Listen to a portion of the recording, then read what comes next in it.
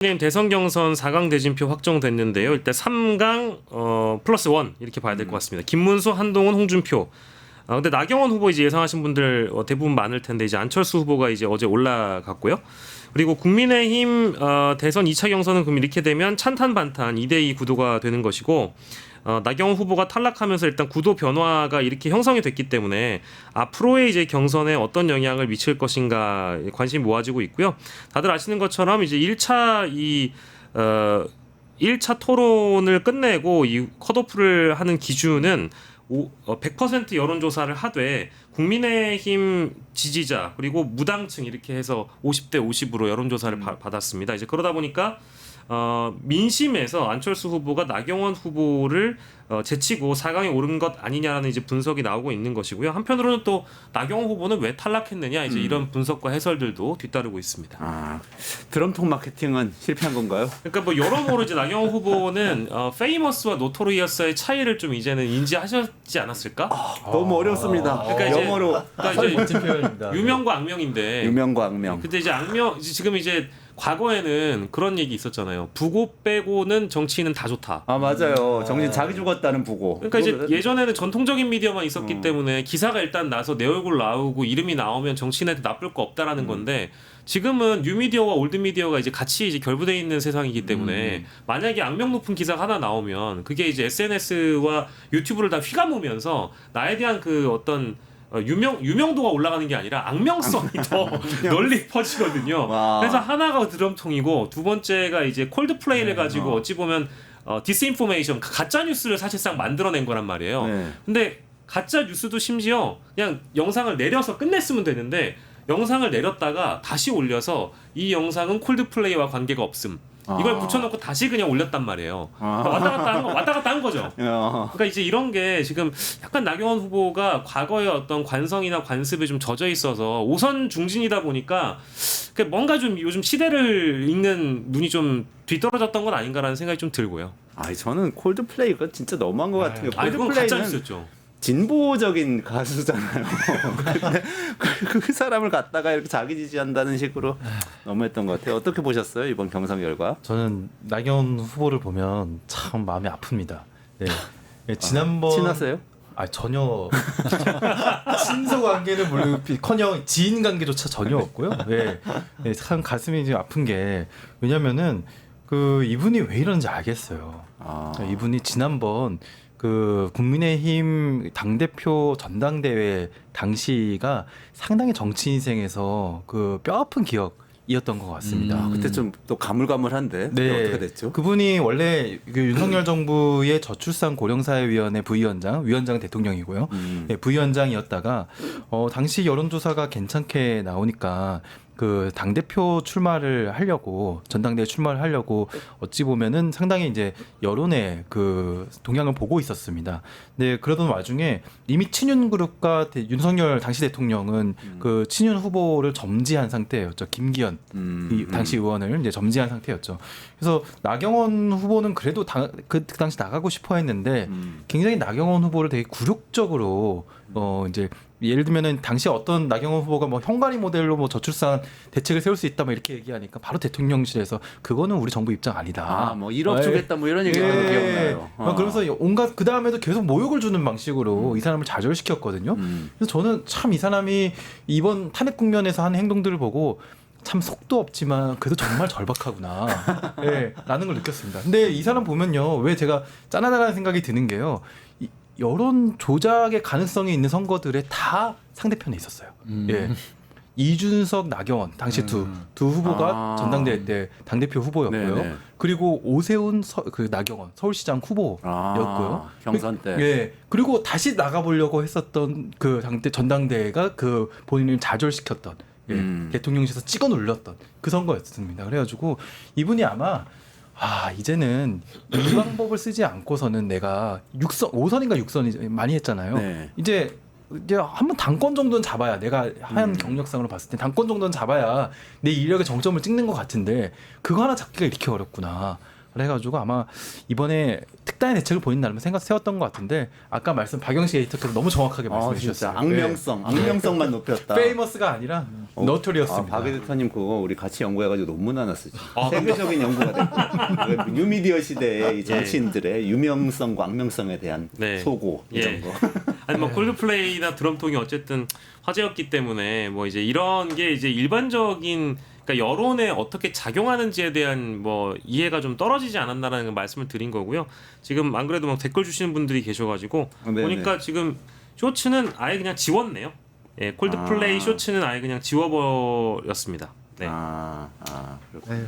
참 그런 부분들을 가져다 쓴다라고 하는 게 진짜 무슨 의미인지도 모르고 썼다라는 부분이 굉장히 씁쓸하고요. 그리고 이게 뭐 진보적인 입장을 가진 사람들이 봤을 때 좀 황당하다를 넘어서서 그럼 보수 지지하는 분들의 입장에서 봤을 때 지금 뭐 저 대선 후보가 나오겠다고 하는 사람이 드럼통 안에 들어가서 사진 찍고 있고 이런 게 과연 어떻게 보였을까도 생각을 못한 것 같고요.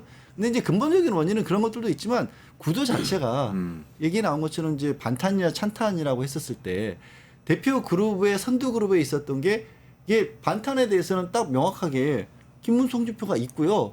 좀 찬탄에 대해서는 한동훈밖에 없지 않습니까? 네. 그러면 이 구도에서 2명의 반탄이 있는데 나경원이 거기까지 올라가기에 반탄 구도가 3명이 되기에는 국민의힘 내에서도 그 지지율이 그렇게까지 나오진 않는 거예요. 그러니까 자연스럽게 2명의 강자가 반탄 쪽에 2명이 있으면 이쪽에도 2명이 찬탄 쪽에 나올 수밖에 없는 구도였기 때문에 애초에 저는 구도적으로도 나경원이 되기는 어려운 구도가 아니었나 싶어요. 네, 저는 동의하면서도 약간 생각이 양 변호사님과 다른 게 그만큼의 뭐 세는 아니었다. 찬탄의 후보들이 세대 아니었다라고 분석하셨지만 저는 그 찬탄 지지자들의 약간 전략적인 투표를 한 것이 아닐까라는 생각도 들거든요. 이게 예를 들면 나경원 후보가 올라갔으면 이른바 3대1 구도가 되고요. 3대1 구도가 됐을 때 가장 혜택을 보는 후보는 한동훈 후보입니다. 예, 한동훈 후보가 혼자 독자적으로 반탄에 선봉에 서고 유일한 반탄 후보가 되면서 찬탄이죠, 찬탄. 한동훈 찬탄, 안철수 탄핵 찬성이니까. 네, 탄핵 찬성. 예. 반윤이지, 반윤. 맞습니다. 반윤 친윤이고 예. 이제 탄핵. 맞습니다. 거꾸로 말씀드렸네요. 그러니까 유일한 찬탄 후보가 되면서 굉장히 각광을 받을 수 있단 말이에요. 그래서 어찌 보면은 안철수 후보가 되는 게 한동훈에게 몰아주는 스포트라이트를 뺏어볼 수 있거든요. 약간의 전략적 투표를 한 것이 아닐까. 전략적으로 그렇게까지. 그러니까 두 분 약간 의견 다르시네요. 그러니까 양 변호사님은 좀 이렇게 시간이 지나면서 국민의힘 지지자들도 변하고 있다. 이렇게 지금 분석하시는 것 같아요. 변하고 있다라는 게 아니라 그냥 아주 쉽게 말씀드려서 김문수, 홍준표에게 표가 더 가버린 거죠. 나경원한테까지 탄핵에 반대하는 분들의 표가 나경원한테까지 그게 남는 게 없었던 거죠. 오히려. 그러니까 탄핵을 반대하는 사람들 쪽에서는 한동훈, 안철수는 나뉠 수가 있지만 같은 파이라면 세 조각으로 나누기는 어렵고 둘로 나눠진 거고 탄핵 찬성하는 반대하는 쪽에서는 둘 정도가 된 거고 그렇게 된 게 아닌가. 그런 관점에서는 드럼통이 악영향을 줬을 수 있겠다. 거기에 더군다나 드럼통까지 했으니 이게 무슨 뭐 쉽게 뭐 보수 예를 들어서 좀 나이 좀 지긋하시고 점잖다고 스스로 생각하시는 분들이 그걸 좀 드럼통 그런 데 들어가가지고 그게 있으면 그게 뭐 좋아 보이겠습니까? 원래 가수가 노래 제목 따라서 그 인생이 결정된다고들 얘기하잖아요. 이제 정치인은 캠페인 따라서 혹시 자기가 그 인생을 이제 결정하게 되는 것인지 모르겠지만 진짜로 이제 이거는 뭐 안철수 미만잡이라는 그런 말씀 들어보셨습니까? 뭐죠 그게? 그러니까 이제 안철수보다도 못한 정치인이 되어버렸다라는 겁니다. 그러니까 이게 안철수 미만자. 미만잡이라는 이런 표현을 많이 하는데 그러니까 나경원도 5선 중진이고요. 사실은 대선 주자로 분류됐다라기보다는 대부분 이제 당권에 도전을 많이 했었고 같은 지역구에서 5번 한다는 게 어디 쉬운 일입니까? 그렇죠. 근데 정치력으로 따지고 그리고 당내 기반으로 따지면 안철수보다도 훨씬 더 두터운 기반을 자랑하고 사실은 70대 보수의 아이콘이라고 불렸던 분이거든요. 근데 그럼에도 불구하고 안철수 후보보다도 만약에 그러니까 내심 전통적인 보수층 내지는 중진쯤 했다라고 하는 국민의힘 의원들 다수가 안 후보라는 사람을 사실 내심 무시한다라고들 많이 얘기를 하거든요. 안철수 의원의 어떤 이 스피치라든지 토론이라든지 이런 것들에 대해서 무시하는 분들이 왕왕 있는데 지금 안철수 후보보다도 못한 평가를 지금 받아버리는 상황에 놓이게 된 거잖아요. 그래서 앞으로의 이제 정치 행보가 어떨지 모르겠지만 안철수 미만잡이라는 이 여러 댓글들을 봤을 때 본인의 앞으로 이 정치 행보가 쉽지는 않겠다라는 생각이 일단 듭니다. 게다가 한동훈보다도 밀리게 되었고 마찬가지 아니겠습니까? 김문수 장관도 국민의힘 언제 노동부 장관을 해볼 수 있었겠습니까? 윤석열 정부였기 때문에 가능한 인물이라는 그렇죠. 평가가 두텁고 네. 사실 제도권 정책 돌아올 수 있었을지 아무도 예상 못했던 인물이잖아요. 그렇죠. 근데 그럼에도 불구하고 지금 김문수보다도 게다가 중앙정치로 이제 막 복귀한 홍준표보다도 한동훈보다도 새파랗게 젊은 그리고 안철수보다도 평가를 못 받았으니 이제는 뭐 재기가 어렵지 않느냐라는 그런 평가까지 뒤따르고 있습니다. 지금 유튜브 댓글에 그 박영식 에디터님이 굉장히 잔인하다. 한번 우리 캠페인에 따라서 영영님 감사드리고 비완맘님, 이경숙님, 고구마 까까님, 강8450 아유 다 오셨네요. 우리 박영식 에디터님 팬클럽 팬층이 굉장히 다 두껍습니다, 오셨습니다. 지금. 네. 어쨌든 아주 강력하게 비판해 주셨는데 기왕 이렇게 얘기 나온 거 안철수 의원 이야기를 좀 넘어가 보죠. 안철수 의원이 제가 볼 때는 그러니까 아까 안철수 미만잡이라고 혹독하게 말씀하셨는데 제가 볼 때는 그래도 최정점 정계 처음 진출할 때잖아요. 예. 계속 떨어지는데 중간 중간에 살짝 반등하는 약간 그런 시기들이 있었던 것 같은데 예. 이번에도 사실 놀랐잖아요. 네. 4등을 그러니까 이제 저는 그 몰랐는데. 이 컷오프가 있기 전까지 저는 이 어둠의 유튜브 업계에서는 안철수 임시 대변인을 자처한 사람이기 때문에 사실 그랬거든요. 아 그러셨어요. 네, 그래서 이 우리 안 후보님의 어떤 뭐랄까 인자한 어떤 관상과 네. 인상이 이만큼 순수한 정치인이 또 있겠느냐 이제 이런 말씀도 드렸지만 사실은 국민의힘이라는 정당이 상식적인 정당으로 나아가려면 윤석열과의 손절을 먼저 외쳐야 됩니다. 네. 근데 8명의 대선 주자 중에 가장 먼저 얘기한 사람이 사실 유정복 시장이고요. 네. 그 다음에 안철수 후보가 먼저 외쳤거든요.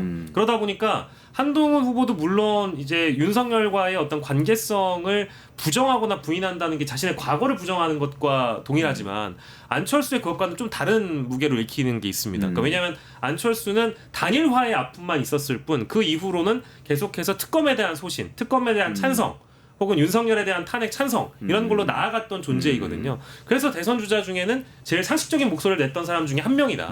그래서 여론이 반응하면서 4위까지 올라가는데 어쨌든 좋은 포인트를 딴 거 아니겠느냐. 네네. 이제 그거는 제가 높게 샀던 포인트죠. 제가 그 사무실을 사실 안철수 후보 캠프와 나경원 후보 캠프가 있는 곳과 같은 건물의 사무실을 쓰고 있거든요. 그래요? 예. 지금 네, 레디 050 사무실. 예, 그렇습니다. 근데 그 문득 이제 3층에 엘리베이터가 이렇게 딱 열려. 저 3층에 안 내리는데요. 3층에 엘리베이터 딱 열리는데 두 후보의 입간판이 딱 있는 거예요. 그래서 또 취재를 제가 한번 갔습니다. 두 후보 캠프를 이렇게 살짝 둘러보고 왔는데요. 나경원 후보의 캠프는 북적북적하고 사람이 엄청 많더라고요. 네, 안철수 후보의 캠프는 상당히 한산했습니다. 꽉 차 있는 거는 어마어마하게 큰 사진이 하나 걸려 있습니다. 본인이 코로나 때 그 의사복을 입고 가운 입고 그 온갖 그 추한 그 차림으로 정말 헌신적으로 뭔가 현장에서 일하는 모습만 담긴 그 안철수 후보 특유의 그 어찌 보면은 일관성 좀 보여주는 약간 그런 사진 하나 있고 하지만 뭐 그렇게 북적북적하지는 않더라고요. 아마 보수 진영에서는 계속 좀 인기가 없었던 상황이었던 거죠. 하지만 저는 이번에 좀 기사회생의 그런 어떤 계기는 좀 마련되었다고 보여지고요. 본선은 아니죠. 2차 경선. 네. 그래서 조금 더 좋은 퍼포먼스를 보이면은 그래도 좀 달라질 계기가 있지 않을까라는 생각도 좀 듭니다. 네. 4명 순위 발표는 안 한 거죠 지금 4강이라는 게. 순위는 발표를 못 하게 돼 있습니다. 아. 예, 근데 이제 그 경선 관리 보통 경선 룰 미팅 팀장 민주당은 그렇게 과거 불렀던 것 같고요. 경선 관리 위원 팀장 이런 분들은 그 내용을 보고는 봤거든요. 그래서 그분들만 아주 극소수만 알고 있는 걸로 알고 있습니다. 근데 막 카톡에 막 돌아다니는데 일단 하고 뭐 찌라시는 어제 아주 결과 발표 나오기 전 찌라시는 틀렸고요. 다만 결과가 나오고 나서 대부분의 이 4인 최종 4인에 대한 인터뷰 내용을 보시면 다 본인들이 1등이라고 합니다. 뭐 안철수 후보도 4등 아니라고 뭐 얘기한다고. 그렇죠. 예. 하던데. CBS 한판 승부 인터뷰에서 본인도 역시 가장 높은 근데 지지를 본인들은 받았을 알아요? 거라고. 본인들도 모릅니다. 본인들도 모르는. 예, 알려주지 거죠. 않는 걸로 알고 있습니다. 어떤 거 같으세요? 이거 뭐 조금 있으면은 뭐 2명 가릴 때 대충은 나오긴 할 텐데. 누가 1, 2등인지는 진짜 모르겠어요. 예. 홍준표 후보 아니면 김문수 후보이지 않을까라는 생각이 드는데요. 누가 1, 2등인지 진짜 모르겠고 4등은 누군지 확실히 알겠습니다. 안철수 후보. 현장 취재 결과 여의도 맨하탄 21빌딩이죠. 네. 저도 랩 2050 사무실은 아주 친숙해서 잘 아는데 거기 그런 경성 캠프가 있는 줄은 몰랐어요. 근데 어쨌든 간에 그 4명은 지금 찬탄 둘 반탄 둘이네요. 이게 근데 조금 상징성은 있는 것 같아요. 국민의힘 완전히 넘어간 줄 알았는데. 그런데 그렇게 돼서 결국에는 이제 반탄이라고 하지만 한동훈 사실은 이제 예비 후보 쪽에 많은 관심이 쏠리지 않겠습니까? 안철수 후보에게 미안하지만 어쩔 수 없이 그렇게 네. 돼서 그러다 보니까 자연스럽게 안철수 후보가 이렇게까지 올라가면 지금 탄핵에 반대하는 사람도 생각보다 많다라고 해서 한동훈이 최종적으로 후보가 될 수도 있겠다라는 분석까지도 나오고 있거든요. 근데 그건 조금 저는 앞서가는 게 아닌가 싶어요. 수치상으로 뭐 지금 1등부터 4등까지가 누군지 안 나왔다고 하더라도 설령 저는 한동훈이 실제로 상당 부분 지지를 끌어낸다고 할지라도 아직도 살아있는 이른바 우리가 얘기하는 친위 쿠데타 때문에 지금 뭐 진보 진영에서 어려움을 많이 얘기하지 않습니까? 이재명 대표 재판부터 시작해서 그동안에 지금 계속 풀려 나와 있고 아직도 대통령실에 멀쩡하게 다들 근무하고 있으면서 기록관에 대통령실 자료도 안 넘기고 있고 이런 여러 가지 얘기를 얘기하는데 그게 한동훈의 발목도 당연히 잡겠죠. 한동훈이 올라가는 것만큼 윤석열이 안 봐넘길 것 같습니다. 그래서 뭐 지지율 순위를 따지기 전에 그래서 지금 일부 탄핵에 반대하는 사람들이 있어서 이게 뭐 최종 후보까지 올라갈지 모르지만 결코 1위로 올라가지는 못할 것 같다. 안철수 후보가. 아니요, 한동훈 후보를 얘기하는 그래서 김문수랑 홍준표 싸움이 되지 않을까. 김문수 둘 중에 하나가 된다 말씀하시는 건데. 네네. 이건 뭐 정치적인 어떤 유불리나 지지를 따지는 게 아니라 이 구도를 왜냐하면 한동훈이 올라가면 필연적으로 윤석열을 지워야 되거든요. 이거는 있을 수가 없는 일이에요. 윤석열 입장에서는. 그러니까 윤석열이 구속돼 있어야 되는 상황을 누구보다도 지금 풀려나 있는 걸 지금 괴로워하는 게 한동훈이라고 봐야 되는 거 아니겠습니까? 그러니까 국민의힘은 윤석열을 끊어낼 수가 없을 것이기 네. 때문에 한동훈 될 수가 없고 그러면 홍준표, 김문수 중에 그렇게 되지 되겠다 않을까. 이런 생각이신데 어떻게 보세요 두 분은? 국민의힘이 생사의 위기에 지금 놓여 있는 상황이기 때문에 만약에 이번에 국민의힘 경선에서 가장 선명하게 윤석열을 손절하자라고 주장하는 후보에게 상식적으로는 지지가 쏠리는 것이 맞겠죠. 왜냐하면 본선 경쟁력을 생각을 해야 되니까요. 네. 근데 국민의힘을 취재하고 있는 또 국민의힘을 너무나 잘 아는 이제 뭐 핵심 관계자들의 얘기로는 여전히 윤석열에 대한 탄핵은 잘못됐다라고 생각하고 있는 분들이 절대 다수이기 때문에 2차 경선은 어쨌든 50대 50 아니겠습니까? 이틀간에 걸쳐 가지고 당원들의 그 표심이 들어간단 말이에요. 네. 그러면은 어쨌든 기본적으로 당원들의 지지를 두텁게 받고 있는 후보들이 유리할 수밖에 없겠죠. 근데 그 당원들조차도 이번 대선을 포기할 게 아니라면 어쨌든 윤 어게인이라는 신당을 자꾸 그 카드를 만지작거리는 저 파면된 대통령 윤석열을 복귀시키지 못할 거 아니겠습니까? 그러니까 그 현실적인 사고를 하고 있는 분들이라면 그래도 이 좀 더 전향된 입장을 보이는 탄핵 반대 후보에게 표를 줄 수는 있겠죠. 홍준표 시장이 입장을 좀 바뀐다든지 뭐 그럴 수 있겠는데 당장 오늘 오전만 하더라도 안철수 후보가 대국민 사과하자는 메시지를 냈거든요. 그러니까 윤석열 탄핵에 대해서 대국민 사과를 하자. 우리 당이 공개적으로 사과를 해야 된다. 이렇게 김문수, 한동훈, 홍준표에게 제안을 했어요. 그러니까 이 정도의 전향적인 입장이 나오면 아마도 홍준표 후보에게 지지세가 대거 쏠리겠죠. 근데 그것을 바꾸지 않고서는 좀 쉽지 않을 것 같아요. 본선이 경선은 뭐 가능할 수 있을 것 같긴 한데요. 뭐 최종적으로 결론적으로 말씀드리면 저는 그 당원들의 한계를 뛰어넘기가 좀 어려울 것 같아서 현실적인 한계. 그래서 홍준표 후보가 가장 유리하지 않을까 싶습니다. 홍준표 후보가 유리하다. 그런 뭐 이변 가능성이 있지만 가능성은 있고 그것이 상식적이지만 어려울 거다. 근데 제가 생각해 보면 근데 국민의힘 당원이나 지지자분들이 가끔가다 이변을 일으킬 때가 있는데 이준석 대표가 될 때라든지 윤석열 씨가 대통령 후보 될 때라든지 이게 있었는데 이번엔 그런 일은 안 일어날까요? 물론 결과는 안 좋았지만 이변이 일어나려면 나름 김이 차야 되거든요. 네. 지금은 김이 안 차요.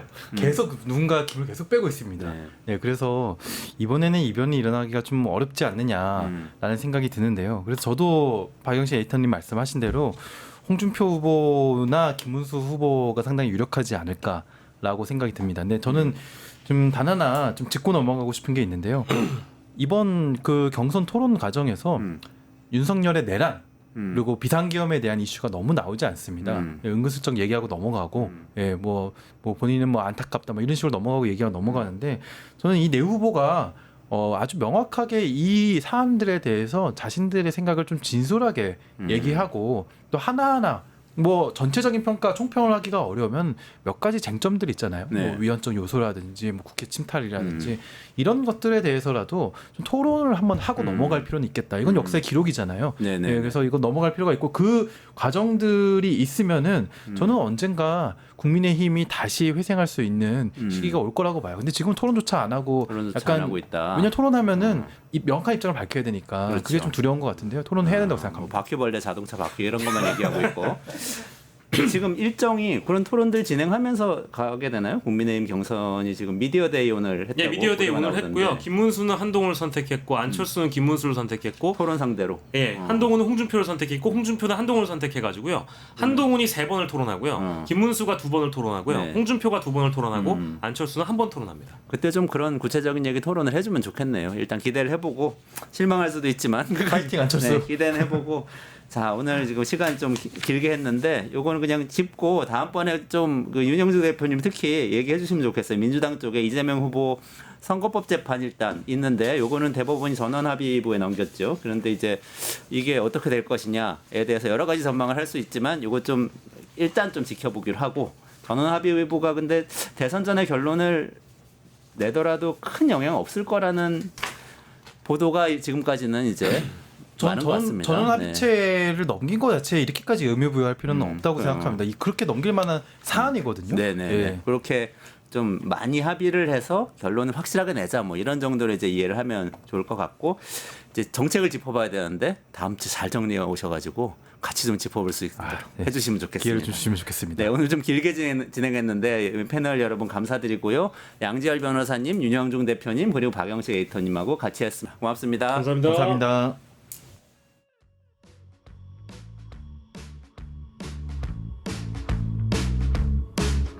뉴스토마토가 12.3 내란을 막아낸 시민영웅 1000명 찾기 프로젝트를 진행합니다. 내란을 막고 탄핵 소추를 이뤄낸 시민영웅 1000명을 찾아내 대한민국 민주주의의 역사로 기록하고 시상의 본보기로 삼음으로써 민주주의를 더 널리 확산하기 위한 프로젝트입니다. 이 과정에 직접 참여했거나 참여자를 추천해 주실 분들은 우측 제보하기 QR코드나 아래 메일로 추천 및 제보해 주세요. 많은 참여 바랍니다. 뉴스토마토와 함께해 주실 분들을 기다립니다.